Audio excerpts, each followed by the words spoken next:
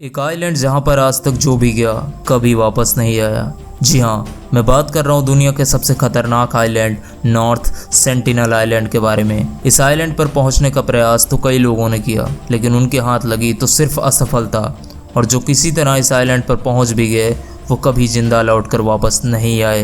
कहा जाता है इस आइलैंड पर 60,000 साल पुरानी एक आदिवासी जनजाति रहती है जिन्हें सेंटिनलीज कहा जाता है। और ये इतने खतरनाक हैं कि इस आइलैंड पर जाना तो दूर, अगर आप इस आइलैंड के आसपास भी गए तो आप कभी लौटकर वापस नहीं आओगे। तो आइए देखते हैं कितना खतरनाक है नॉर्थ सेंटिनल आइलैंड और क्यों यहाँ के आदिवासी बाहरी दुनिया के लोगों को देखते ही मौत के घाट उतार देते हैं। नॉर्थ सेंटिनल आइलैंड कहीं और नहीं बल्कि भारत का ही एक हिस्सा है। यह अंडमान निकोबार द्वीप समूह की राजधानी पोर्ट ब्लेयर से 50 किलोमीटर दूरी पर स्थित है। यह आइलैंड घने जंगलों से भरा हुआ है जो करीब 60 किलोमीटर वर्ग के क्षेत्रफल में फैला हुआ है। इतने सालों से हमारे इतने करीब रहते हुए भी ये लोग बाहरी दुनिया के बारे में कुछ नहीं जानते। यहाँ तक कि ये लोग खेती करना और आग जलाना भी नहीं जानते। ये लोग भोजन के लिए जानवरों का शिकार करते हैं और इसके साथ साथ ये मछली और फल खाकर अपना जीवन यापन करते हैं। ये दुनिया की इकलौती ऐसी जनजाति है जो बाहरी दुनिया से इतनी अछूती रही है।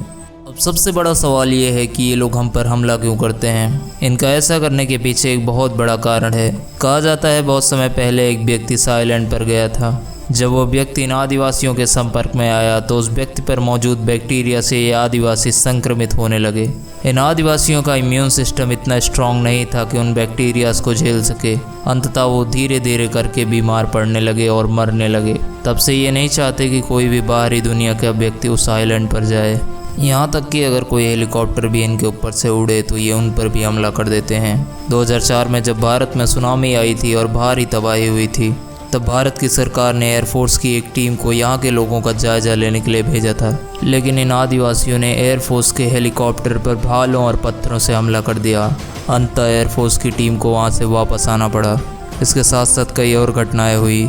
अभी रिसेंटली 2018 में जॉन एलन चाओ नाम का एक 26 वर्षीय अमेरिकी लड़का जो कि एक क्रिश्चियन मिशनरी था, वो इस आइलैंड पर पहुंच गया। असल में वो इन आदिवासियों को ईसाई धर्म की शिक्षा देना चाहता था, लेकिन इस आइलैंड पर पहुंचना इतना आसान नहीं था। लेकिन उसने कुछ मछुआरों को रिश्वत दी और कैसे भी करके इस आइलैंड पर पहुंच गया।